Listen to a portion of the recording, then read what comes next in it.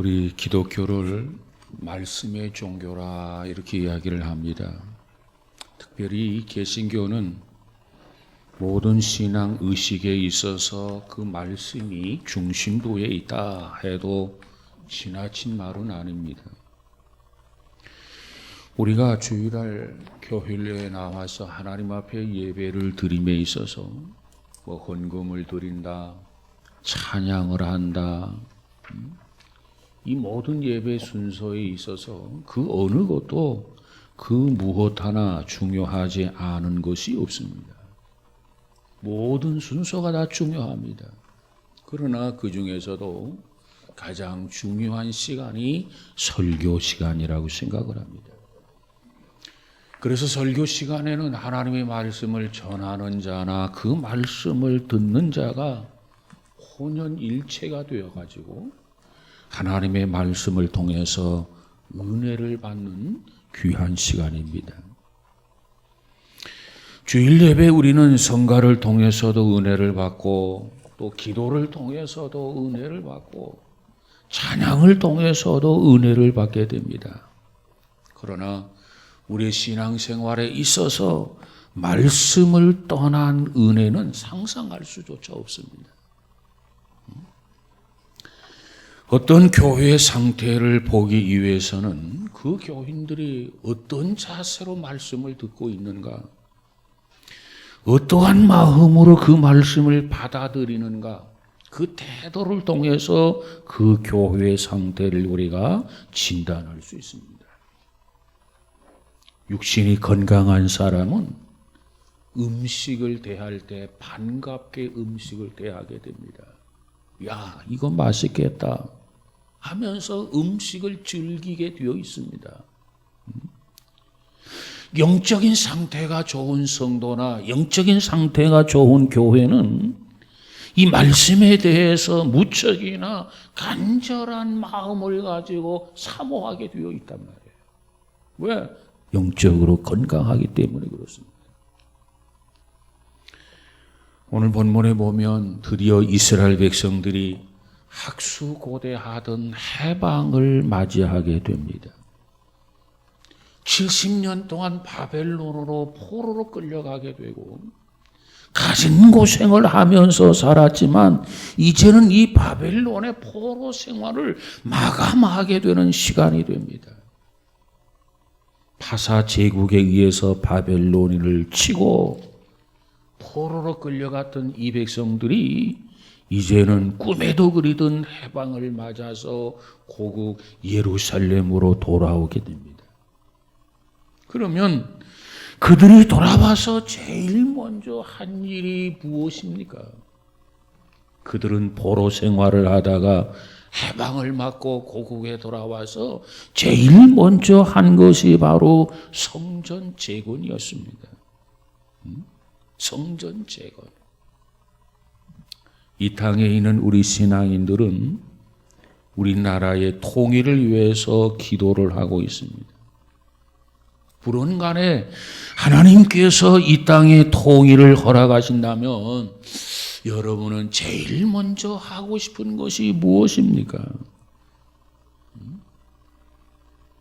혹자는 우스갯소리로 말하기를 만일 이 땅에 통일이 된다고 한다면 땅 투기꾼들이나 부동산 업자들은 손살같이 앞을 다투어서 달려가지 않겠는가 그렇게 추측을 합니다. 그런데 이스라엘 백성들은 고국으로 돌아와서 제일 먼저 한 것이 하나님의 성전을 재건하는 일이었습니다. 이 성전을 재건하는 일, 그 어떤 것보다도 그 무엇보다도 귀중하고 아름다운 일이요 하나님이 기뻐하는 일입니다. 그러나 이스라엘 백성들은 이것보다도 더 소중한 일이 있다고 하는 것을 저들은 알고 있었습니다. 아니 성전 건축하는 거 귀하고 아름다운 일인데 그것보다도 더 귀하고 더 소중한 일이 있다고 하는 것을 알았다는 거예요. 그게 뭘까요? 마음의 변화, 심령의 변화인 것입니다. 이스라엘 백성들이 그동안 70년 동안 바벨론 포로 생활을 하면서 여러 가지 고통과 역경이 있었어요. 그 고통과 역경을 당하게 된 이유가 뭐라고 생각합니까? 그들의 죄와 그들의 교만으로 타락했기 때문에 하나님께서 이 백성들에게 징계한 방법으로 포로 생활을 하게 한 것입니다. 그들에게는 외형적인 성전 건축하는 것 대단히 중요했다는 거예요. 그러나 그것보다도 더 절실했던 것은 말씀을 통해서 그들의 내적인 성전 곧 심령의 부흥이었다라고 하는 것입니다. 이것이 무엇보다도 귀한 일이었어요. 그래서 저들은 수문 앞 광장에 모두가 다 모였습니다. 그리고 제사장 에스라에게 무엇을 요구합니까? 율법책을 가져다가 우리로 하여금 율법을 들려달라고 그렇게 요청을 하게 됩니다. 모세를 통해서 주었던 하나님의 말씀, 우리가 그 하나님의 말씀을 듣고 싶다고 제사장 학사 에스라에게 요청을 했단 말이에요. 왜? 그동안 70년 포로 생활을 하면서 말씀을 듣지를 못했어요. 말씀에 대해서 굶주려 있었단 말이죠. 말씀에 대해서 허기져 있다는 거지요. 그래서 이처럼 요청을 하게 됩니다. 그 요청을 받아들여서 에스라가 율법책을 가지고 와서 율법책을 펴게 됩니다. 율법책을 펴게 될 때 저들의 반응이 어떠했습니까? 오늘 성경은 말하기를 저들이 일제히 일어서서 앉아서 하나님의 말씀을 들을 수가 없었어요. 그들은 모두가 자리에서 일제히 일어나서 새벽부터 정오까지 몇 시간이라고 생각합니까? 6시간 동안 하나님의 말씀을 집중해서 듣게 됩니다. 그리고 그 말씀을 저들이 집중해서 들을 때 어떤 변화가 생겨나냐? 저들에게 영적 각성이 일어나게 됩니다. 여러분, 때로는 성도들을 집중시키기 위해서 부흥 강사들은 때로는 예화를 많이 들기도 하고 때로는 간증을 많이 하기도 합니다. 그럼에도 불구하고 설교 시간이 좀 길어지면 금방 거부 반응을 보이는 것을 보게 됩니다. 그런데 이스라엘 백성들의 모습을 보세요. 이 제사장 에스라가 장장 6시간 동안 얼마나 긴 시간입니까? 다른 거 하나 섞지 아니하고 하나님의 말씀 율법을 가져다 놓고 봉독을 하고 있단 말이에요. 모든 사람들이 그 자리에서 모두가 다 기입한 상태에서 조금도 요동하지 아니하고 그 말씀을 집중해서 들었다는 겁니다. 그렇다고 해서 에스라가 오늘날의 부흥 강사들처럼 드라마틱한 어떤 간증이나 성도들의 잠을 깨우기 위해서 만담이나 코미디를 한 게 아닙니다. 오직 하나님의 말씀, 그 하나님의 말씀을 들려주었고 성경을 읽어서 율법을 읽었단 말이에요. 오늘 이 말씀을 통해서 우리는 하나님 앞에 어떻게 예배를 드려야 될 것인가? 하나님 앞에 말씀을 청종하는 자세를 바르게 배워야 될 걸로 믿습니다. 우리는 매 주일마다 하나님 앞에 예배를 드리기 위해서 모입니다. 예배를 드리기 위해서 모이는데 이 예배가 어떻게 해야 은혜로운 예배가 될 수 있을까? 정말 하나님이 기뻐하는 예배가 될 수 있을까?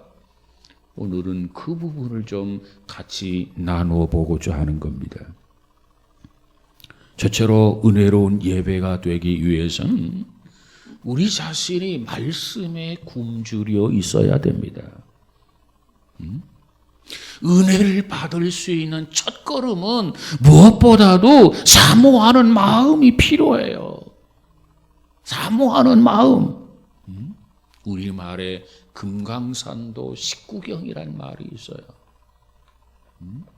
여러분, 우리는 하나님의 말씀을 사모하는 심령, 하나님의 말씀 앞에 굶주린 심령, 우리는 하나님의 말씀 앞에 가난한 심령이 되어야 됩니다. 그래서 그 말씀을 사모해야 돼요. 예수님께서 말세의 징조를 말씀을 하시면서 전쟁과 지진과 기근에 대해서 언급을 하셨습니다. 실제로 전 세계는 무서운 전쟁, 기근, 지진들이 우리 모두를 놀라게 해주고 있어요. 그런데 이보다도 더더욱 심각한 기근이 있습니다. 그 기근은 무슨 기근이냐? 영적 기근이라는 겁니다. 영적 기근. 말씀의 기근이라는 거죠. 말씀의 기근. 그래서 성경에 보니까 일찍이 아모스 선지자는 이렇게 예고해 주고 있어요.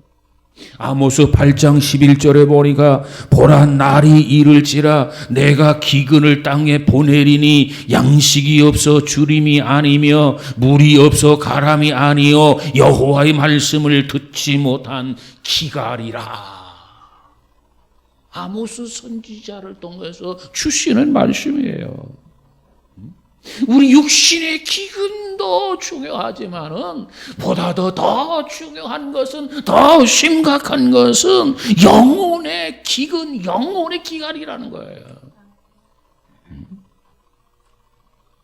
여러분, 말씀에 대해서 사모하는 마음도 없고 말씀에 대해서 필요성을 느끼지도 못하고 그저 살아가는 인생을 향해서 단식하는 이 아모스 선지자, 아니 하나님의 아픔이며 안타까움인 것입니다. 그렇습니다. 양식의 기근은 육신의 죽음을 요구합니다. 바로 밥 세 끼 먹어야 되는 거 아닙니까?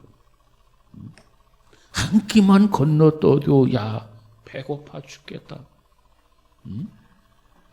여러분, 이 양식의 기근, 육체적 죽음을 요구하는 거란 말이에요. 그런데 말씀의 기근은 어떻습니까? 영적인 기근은 어떻습니까? 육체의 죽음과는 비교할 수 없는 영혼의 죽음을 요구하고 있음에도 불구하고 우리는 삶을 통해서 육체의 양식에 대해서는 굉장히 민감한 반응을 보여요. 밥 한 끼만 먹지 못해도 배고파 죽겠다. 그런 느낌을 갖지 않습니까? 그런데 거기에 따라 말씀에 대해서는 어떻습니까? 너무나도 가볍게 여기고 있단 말이에요. 아무것도 아닌 것처럼 생각한단 말이에요. 이 모든 것이 불행한 일이 아닐 수가 없어요. 그래서 시편 기자는 107편 19절에서 뭐라고 말합니까? 저가 사모하는 영혼을 만족해 하시고 줄인 영혼에게 좋은 것으로 채워주시리라 그랬어요. 저가 하나님께서 뭐라고 말합니까? 사모하는 영혼을 만족하게 해주신다. 그러면 우리는 어찌해야 합니까? 사모하는 영혼이 되어야 되는 거 아니겠습니까? 갈급한 심령이 되어야 되지 않겠습니까? 왜? 주인 영혼에게 좋은 것으로 풍족하게 채워주시리라 그랬어요.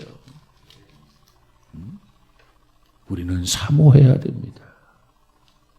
우리는 갈급해야 합니다. 그래서 사도 베드로가 뭐라고 말합니까? 베드로는 우리에게 이렇게 권면하고 있어요. 베드로전서 2장 2절에 보니까 갓난 아이들 같이, 그래, 갓난 아이들 같이. 갓난 아이들을 보면, 건강한 아이들은요, 젖 먹을 시간만 되면 젖을 달라고 울어제칩니다. 막 우는 거예요. 마치 무슨 일이 일어난 것처럼 막 울어대칩니다. 그러면 부엌에서 일하던 엄마가 먹을 때 됐지 하면서 들어가서 젖꼭지를 물려주면 뚝 그치면서 여러분 그 어린아이가 엄마의 젖꼭지를 물고 빠는 그 모습을 보세요. 오늘 베드로는 우리에게 말합니다. 갓난 아이들같이 순전하고 신령한 젖을 사모해라. 정말 저와 여러분의 영혼을 위해서 정말 갓난 아이들이 되어져서 순전한 신령한 젖을 사모하고 있느냐 그 말이에요. 사모해야 됩니다. 간절한 마음으로 말씀을 받아야 됩니다. 사슴이 신의 물을 사모하듯이 여러분 우리는 신령한 은혜 하나님의 말씀을 사모하는 예배, 굶주린 예배, 이와 같은 예배가 되어지기를 주님의 이름으로 축복합니다. 두 번째로는 말씀에 대한 경외심이 있어야 돼요. 말씀에 대한 경외심. 에스라가 율법책을 가져다가 율법책을 탁 펴서요. 모든 청중들이 일제히 모두가 다 일어섰다는 겁니다. 우리가 주일 예배를 드릴 때 순서에 따라서 성도들이 자리에서 일어나는 그러한 순서가 있어요. 교동문을 한다든가 신앙 고백을 한다든가. 혹시 여러분 중에 왜 일어나라고 하지? 귀찮은 생각, 귀찮게 생각하는 사람이 있을 수도 있어요. 또 짜증이 난다. 왜 일어나라고 그래? 나는 일어나기 싫은데 이런 생각을 가질 수도 있어요. 그러나 우리가 잠깐 일어나서 교동문을 하고 신앙 고백을 하고 찬송가 한 장을 부르고 그와 같은 것들은 이 백성들에게 비교하면 아무것도 아니에요. 저들은 장장 6시간 동안이나 새벽 시간부터 정오까지 일어나서 하나님의 말씀을 받았다는 거예요. 하나님의 말씀을 받는데 우리가 어떻게 해서 자리에 앉아서 하나님의 말씀을 받겠는가? 저들은 앉아 있을 수가 없어서 모두가 다 일어났다는 거 아니겠습니까?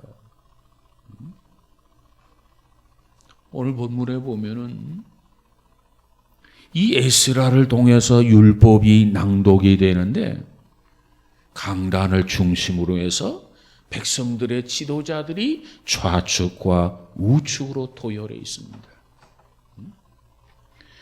그리고 백성들은 말씀을 듣기 위해서 6시간 동안 장장 일어나 서 있었습니다.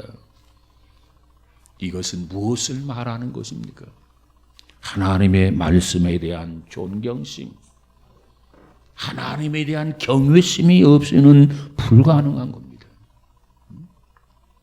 우리는 하나님의 말씀을 들을 때, 우리는 설교를 들을 때, 우리는 두렵고 떨리는 마음을 가지고 하나님의 말씀을 받아야 돼요. 이것이 설교를 듣는 자세가 되어야 된다고 말해요.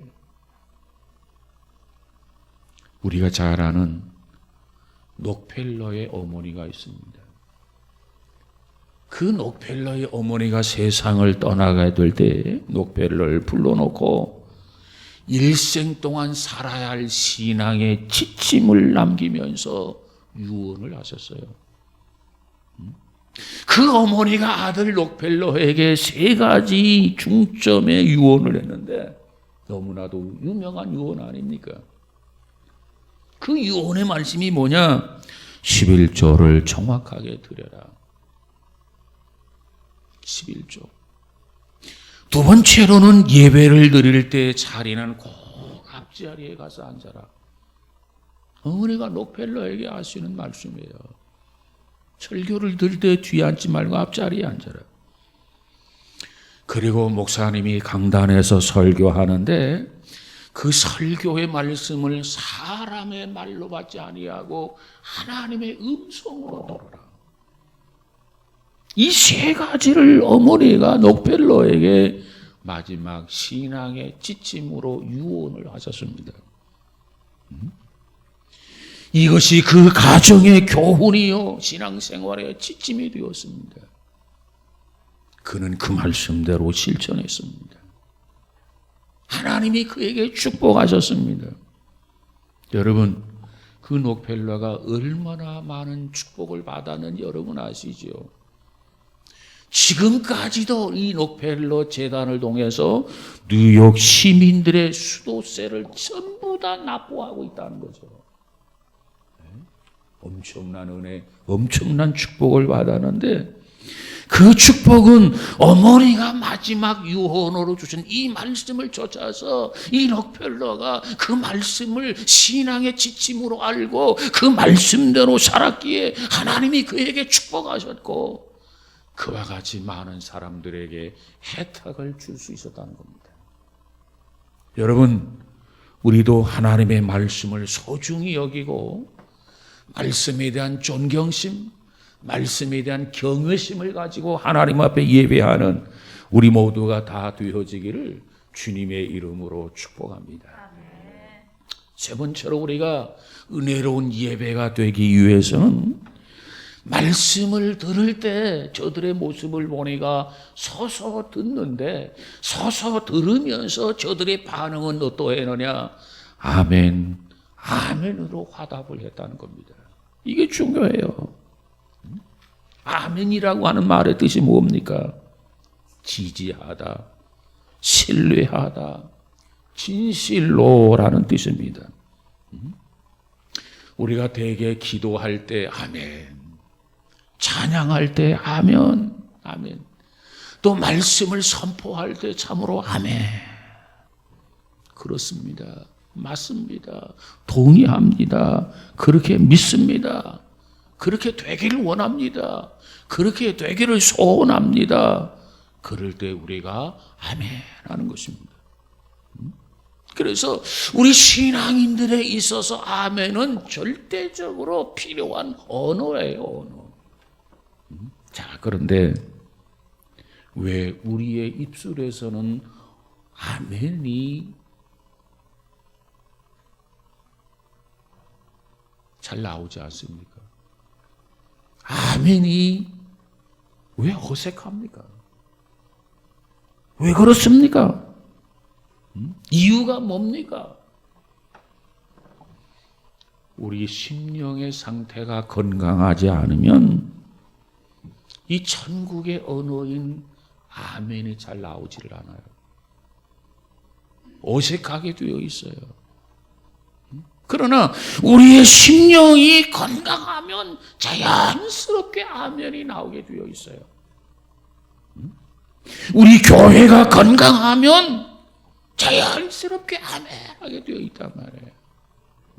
여러분, 정말 여러분의 심령이 건강한 심령이 되기를 원하고 우리 교회가 건강한 교회가 되어져서 아멘 하는 심령, 아멘이 있는 교회가 되어져서 하나님 앞에 영광을 돌리는 우리 모두가 되어지기를 주님의 이름으로 축복합니다. 어떤 교회가 좋은 교회입니까? 건물이 좋은 교회가 좋은 교회입니까? 웅장한 파이프 올간이 있는 교회가 좋은 교회입니까? 아니요. 하나님께서 우리 모두가 하나님의 말씀을 받을 때 아멘, 아멘 하면서 하나님의 말씀을 받는 것, 그것을 하나님이 더 기뻐하시고 더 요구하신다는 거예요. 오늘 이 백성들이 6시간 동안 자리에 서서 그 딱딱한 율법을 듣고 있단 말이에요. 재미가 없는 그 율법을 듣고 있어요. 사모하는 마음으로 듣고 있어요. 갈급한 마음으로 듣고 있어요. 한마디 한마디 놓칠세라 집중하며 듣고 있어요. 그러면서 저들의 반응은 아멘, 아멘, 아멘. 이것이 오늘 본문의 내용입니다. 여러분, 어떤 사람이 건강한 사람입니까? 힘들이지 아니하고 호흡하면서 자연스럽게 말하는 사람이 건강한 사람입니다. 어떤 사람이 건강한 신앙인입니까? 은혜로운 하나님의 말씀, 진리 되신 하나님의 말씀, 생명이신 하나님의 말씀을 들으면서 그저 자연스럽게 아멘, 아멘, 아멘 하면서 화답하는 심령, 그것이 건강한, 영혼이 건강한 모습 아니겠어요? 오늘 이 백성들이 수문 앞 광장에 가득히 모였어요. 에스라는 하나님의 말씀, 그 딱딱한 율법을 읽어주고 있어요. 봉독해주고 있어요. 낭독하고 있단 말이에요. 그럼에도 불구하고 저들은 아멘, 아멘 했어요. 우리에게 하나님의 말씀을 들려주세요. 하나님의 말씀을 사모하면서 하나님의 말씀을 읽어달라 간청을 했던 이 백성들, 그들은 하나님의 말씀을 기쁨으로, 그들은 믿음으로, 진리로, 생명으로 받아들였어요. 그러더니 어떤 역사가 나타납니까?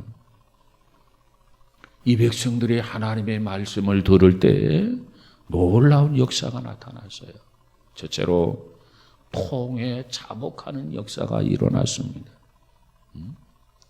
그 말씀을 듣는 중에 자기의 죄가 보이기 시작합니다. 열조의 허물이 보이기 시작합니다. 하나님 앞에 통에 자복을 합니다. 그러면서 하나님 앞에 경배했습니다. 여러분, 우리는 하나님 앞에 겸허하게 말씀을 들을 때 우리는 내가 하나님 앞에 무슨 죄를 지었는가 자기의 죄를 깨닫게 되어 있습니다. 깨닫는 것이 복입니다. 우리는 하나님의 말씀을 들을 때 겸허하게 들어야 되겠고, 겸허하게 하나님의 말씀을 들으면 그 말씀을 듣는 중에 나의 죄와 나의 허물이 보이고 깨닫게 되어 있어요. 말씀은 곧 우리의 거울입니다. 거울에 나의 심령을 비추어 볼 때 나는 죄인이구나. 나는 허물이 많구나. 그리고 회개의 심령을 가져야 되는 것 믿으시기를 바랍니다. 사도행전에 가서 보니까 이 베드로가 복음을 전합니다. 베드로가 설교를 합니다. 그랬더니 그 설교를 듣는 이 백성들의 반응이 어떻습니까? 우리가 어찌하면 좋을꼬. 너희가 십자가의 못을 박은 예수 그리스도를 하나님이 살아나게 하셨다. 너희가 그를 십자가의 못을 박아 죽인 거 아니냐?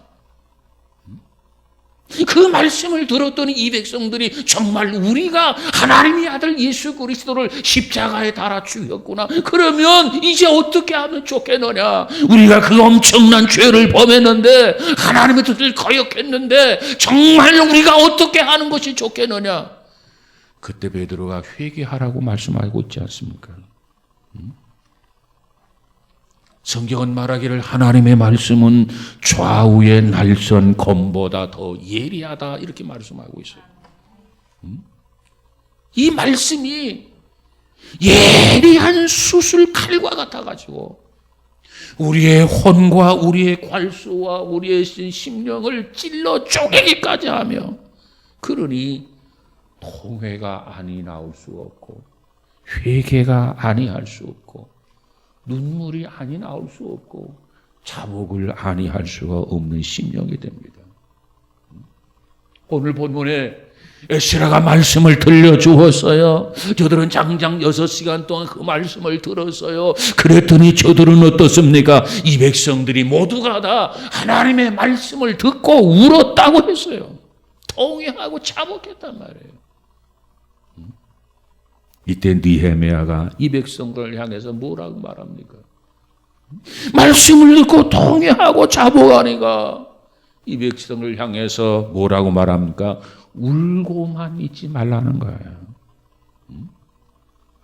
하나님은 너희들의 죄를 다 용서해 주셨다. 하나님은 우리의 죄 허물을 다 사해 주셨다. 이제는 울지만 말고 이제는 즐거워하자. 그래서 이 백성들이 기뻐하고 즐거워합니다. 이처럼 즐거워하고 기뻐할 수 있었던 것은 하나님의 말씀을 듣는 중에 죄인임을 깨닫고 회개하고 자백하며 하나님 앞에 용서를 구했더니 하나님이 우리의 죄, 우리의 자복한 거, 이 모든 죄를 사유해 주시고 용서해 주셨다고 하는 이 믿음을 가지고 이 확신을 가졌을 때 저들에게는 기쁨이 왔고 즐거움이 온 거예요. 평안함이 주어지게 된 겁니다. 신앙은 이런 순서입니다. 말씀을 통해서 먼저 깨닫고 죄의 용서에 대한 눈물, 하나님 앞에 통해 자복하고 하나님이 나의 죄를 용서해 주셨다, 사해 주셨다라고 하는 이 믿음과 확신을 가졌을 때 하나님은 우리 안에 평안함을 주시고 기쁨을 선물로 주시는 것 믿으시기를 바랍니다. 사도 바울은 이렇게 고백을 해요. 오호라 나는 곤고한 사람이로다. 이 사망의 몸에서 누가 나를 건져내랴. 우리 주 예수 그리스도로 말미암아 하나님께 감사하리로다. 이렇게 고백을 합니다.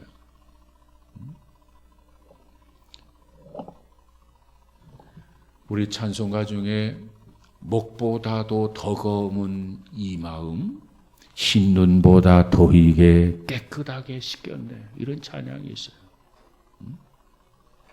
내가 하나님의 말씀 앞에 이 말씀의 거울로 나 자신을 비춰보니까 목보다도 더 검은 새카만 죄가 내 안에 가득하다는 거죠. 이게 나의 모습입니다. 그런데 예수 그리스도를 통해서 나의 모든 죄가 깨끗이 씻겨졌는데 얼마만큼 목보다도 더 검은 죄에서 흰눈보다 더 깨끗하게 더 정결하게 씻겨졌네. 이게 기독교예요. 이것이 우리의 찬양의 내용입니다. 이로 인해서 우리가 기뻐하는 거예요. 찬송가 524장에 가서 보니까 뭐라고 말합니까? 죄악 벗은 우리 영혼은 기뻐 뛰며 주를 보겠네. 그랬어요. 우리가 죄 때문에 통회하고 우리가 죄 때문에 가슴을 치다가도 주님이 계시지. 주님이 나의 죄를 위하여 십자가에 달리셔서 주님이 나의 죄값을 대신 갚아주셔서 나는 주님 안에 있기에 더 이상 나는 죄인이 아니야. 나의 모든 죄는 다 용서함 받아서 죄 문제를 다 나는 해결해서 그걸 깨닫고 그걸 확신을 가질 때 우리는 슬픔이 변하여 기쁨이 되는 것을 믿으시기를 바랍니다. 그래서 우리 기독교는 올 때와 갈 때가 다른 게 기독교예요. 올 때는 어떻게 오느냐? 무거운 짐을 지고 왔다가도 주님 앞에 너희 염려를 다 내게 맡겨라. 주님 앞에 모든 것을 다 내려놓고 그리고 돌아갑니다. 죄의 짐을 짊어지고 주님 앞에 와서 주님 앞에 주님 잘못했습니다 하면서 회개하고 통회하고 눈물을 흘리면 하나님께서 걱정하지 마. 내가 다 해결하마. 너는 그냥 가기만 하면 돼. 이와 같이 우리를 격려하고 우리를 위로해 주시는 주님. 그와 같은 주님이 있기 까닭에 우리는 오늘도 기뻐할 수 있고 오늘도 감사할 수 있고 오늘도 하나님을 찬양할 수 있는 거 아니겠습니까? 이것이 바로 기독교입니다. 하나님의 자녀들은 하나님의 말씀을 듣고 난 다음에 회개가 있어야 됩니다. 그리고 통회할 수 있어야 됩니다. 그리고 용서의 기쁨을 얻고 소망을 가지고 찬양하며 하나님의 나라를 위해서 힘쓰고 나아가는 복 있는 성도가 되어야 될 줄로 믿습니다. 그 다음에 어떤 역사가 나타나느냐? 충성과 봉사의 역사가 나타났어요. 그들이 돌아가서 서로 나눠주고 기뻐하면서 절기를 지키기 위해서 산에 들어가 나무를 취하다가 유월절을 준비하기 위해서 모든 백성들이 총동원을 하게 됩니다. 여러분, 예배라고 하는 게 뭡니까? 말씀을 듣고 깨달아서 용서에 대한 확신을 가지고 기쁨으로 돌아가서 삶의 현장에서 주님을 위해서 사는 것, 그것이 예배입니다. 예배. 주님을 위해서 일하는 것, 이것이 바로 진정한 예배의 목적이에요. 자, 우리는 영원히 죽을 수밖에 없는 죄인이었구나. 소망이 없는 자였구나. 그런데 하나님의 아들 예수님이 이 땅에 오셔서 우리를 위하여 십자가를 지셨기 까닭에 보라, 세상 죄를 지고 가는 하나님의 어린 양이로다. 그래서 그 예수님께서 나의 모든 죄값을 다 지불해 주셨구나. 이제 나는 더 이상 죄인이 아니야. 나는 모든 문제를 해결해서 이제 나는 주님 때문에 살 수 있다. 내가 죽어야 할 자리에 예수님이 죽어주셨고 이제 예수님이 살아야 할 자리에 내가 살게 되었다. 그러므로 우리는 뭐라고 말하느냐? 그리스도인이라 말하는 겁니다. 그리스도인이라고 하는 뜻은 주님 대신에 내가 살아가는 거예요. 죽음처럼.